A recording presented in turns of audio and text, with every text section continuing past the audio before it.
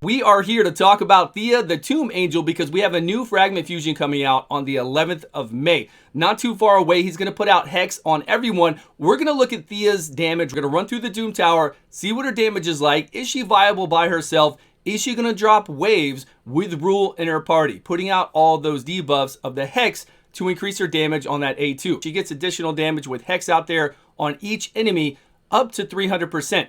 Plus, he increases damage done on enemies with Hex by 10%. Rule does that with his passive. So can we drop a wave, reset, and come back and drop a wave with her on our team? Is it going to be viable to play those two together, or should we just play him by himself because he's pretty damn strong?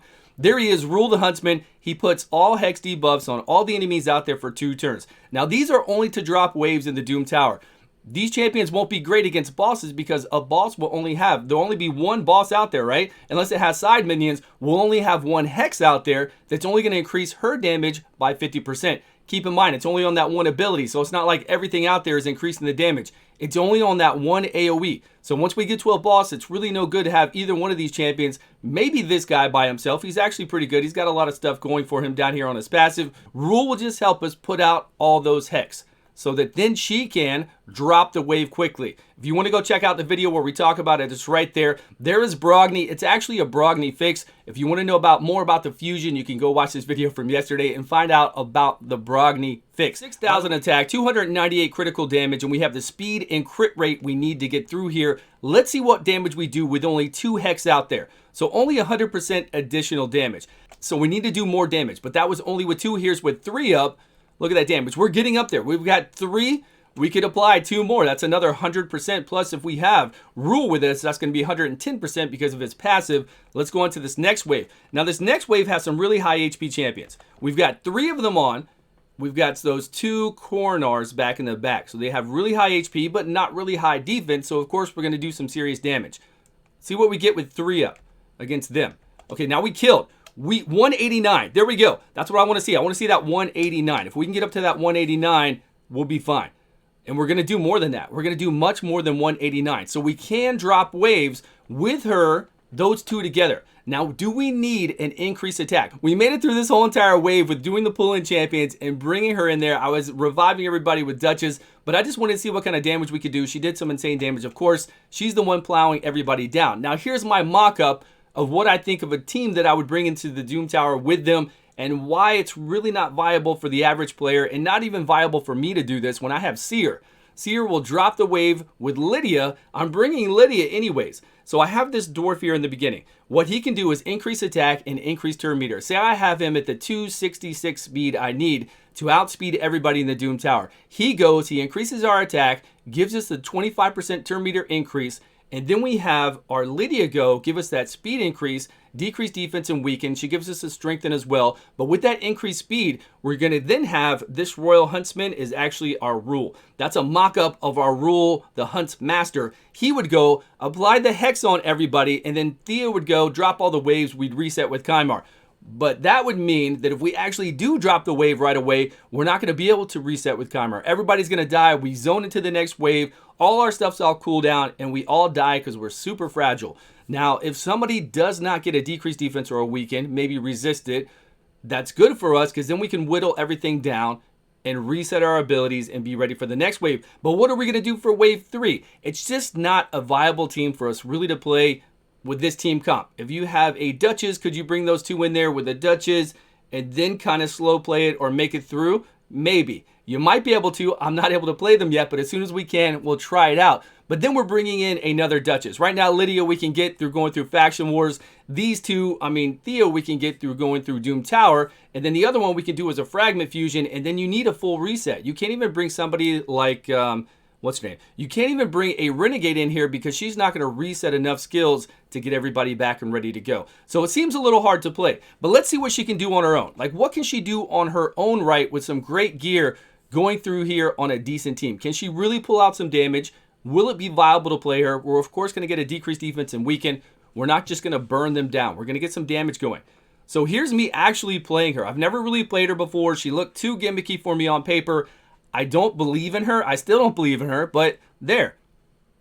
She did some good damage. and she's got a passive to where she could put up a fear. The weird thing about that passive is that it's not irresistible like her A1. Her A1 can put up the Hex, but then she's got to loop back around and do her A2, and she only puts up 2 random enemies on that A1 to try to get Hex out.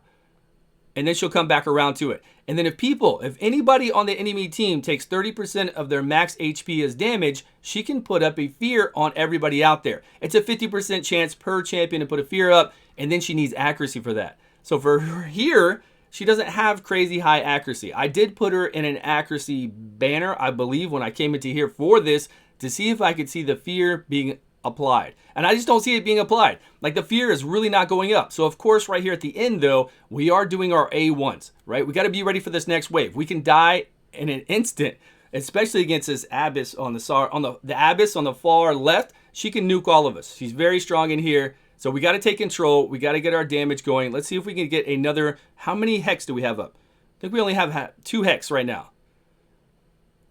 See when she's ready to nuke. We'll get a nuke going and we'll see what damage. Now this would be a viable team to come in here with control, with crazy gear. She just did a big hit, a big old hit. Look, chunked them down massively. But the minute that we don't have the CC from our Sile the Drakes with her stun set, or our provoke with Drexthar, or our stuns with Sylar, we're dead.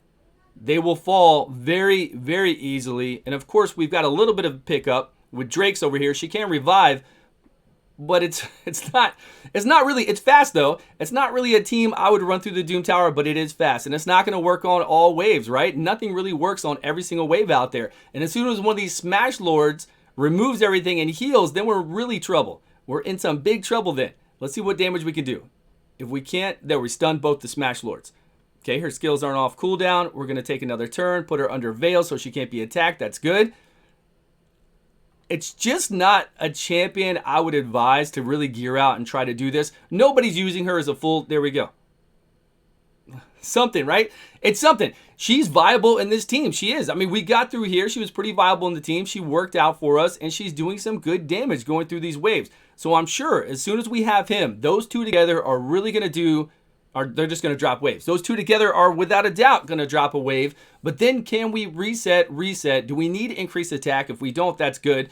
We need those two plus 2 reset plus then somebody else to make sure that we're fast enough or give us that boost so that we can go before the enemy team. And that's really hard to do in the Doom Tower because they're so fast. And then we need to reset it, be ready to go. It just seems very difficult to play. But as far as that Fragment Fusion goes, on May the 11th, go out there and grab him. He looks like a fantastic champion on his own, going through everything in the game. I love what he can do. Decreased defense on that A1. He's got that increased accuracy on the A3. The A2, if there's a Hex up, he can hit 2 times and ignore defense if there's enough people with all those, with the Hex out there. Read over this and believe me, you're going to want to go for this Fragment Fusion. It's on May the 11th. Hopefully it's an easier one since it's coming so soon. The Hex is going to help him out even if we don't bring Thea. Like, don't worry about Thea. We'll just bring this guy by himself and see if he can drop waves or at least do the same thing that she's doing right now, but help us out much further with all this other stuff that he's doing. We'll see. That's all I've got, guys. Let me know what you think about Thea or these two together as soon as he comes out. What do you think is going to happen? What kind of team comp do you think is going to be viable to play these two together? Again, we're not going to use them against bosses. It's not going to really work out for us. We could drop the waves and get to a boss, but we're going to need more than this when we get to any kind of boss that we play, even Dragon, Fire Knight, all the rest. We're going to need more than just these champions, and we have really good teams for that. Thanks so much for watching. Please subscribe if you haven't, and I will see you all in a video soon.